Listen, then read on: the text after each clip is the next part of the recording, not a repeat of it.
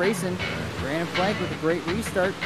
And, ooh, Susie catches the inside wall. That's going to stack up the field. That's going to maybe lead to some chaos a little further back in the pack. But really the most important thing is that that lets Brandon Plank drive away from this field like he's been doing all night. Oh, Ryan Beagle. Whoa. Oh, he's turned it in front of the field. Oh, we got a big There's one more back cars here. piling up. Yep, we got a big one back here.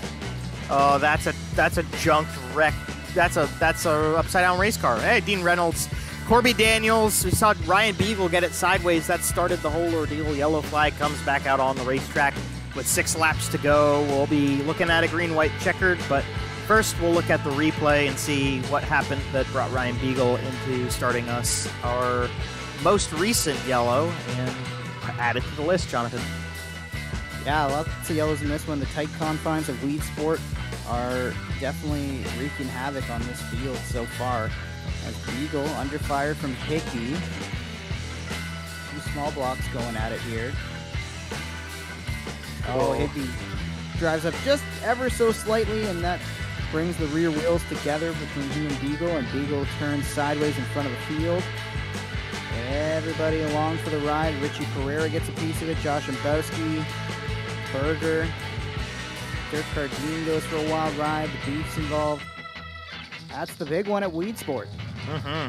And Corby Daniels, will give him some credit right here. You saw him put Dean back on all fours, and that car got stuck on its side. Props to the Beef for doing that. That's a very sportsmanlike, gentlemanly thing to do here in iRacing, because if Dean didn't get that car back on all fours, he would have had to reset and tow to the pits, which would have taken up a lot of time. So props to Corby for having the presence of mind and kind heart to do that for Dean. But that was a Wreckfest, and we're not even playing Wreckfest. We're playing iRacing.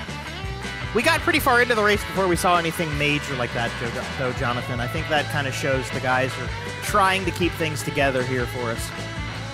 Definitely. You know what? The give and take meter, it's at an all-time low this late in the race. You're going to fight for every last inch, and Beagle thought he had a good run through the middle there. Hickey thought he had a good run through the bottom. They come together, and that's just kind of what happens here. As we get ready to go, we're going to have one more shot at Brandon Plank, at least one more shot. Green flag back in the air. Susie around the outside, trying to keep pace with our leader, Brandon Plank, on these restarts. Susie chops off quarter to hang on to second. The difference about a car length and a half already as Brandon Plank is just cruising through 3 and 4. Whoa. Susie trying to keep him honest. More cars involved. They're wrecking at the front of the field again. Oh, wow. That was 4 or 5 cars, I think, all up on its side. And the yellow came out after. You know what? Here we go. The yellow came out after the white flag got given to the race leader. So the race is ending, and this is a little bit of calamity on the end of it. But Brandon Plank, I think rightfully so, he's going to win the race. But that was a wreck that didn't come out. It maybe came out an inch too short to get us another green-white checker attempt. Yeah, that was strange. I saw that the Plank was making the crossover the line, and then as soon as I looked down the front stretch, you could see cars just piling up there. And Weed Sport, just a wild racetrack tonight, a wild race for everybody but Brandon Plank, who just really controlled this one the whole night long.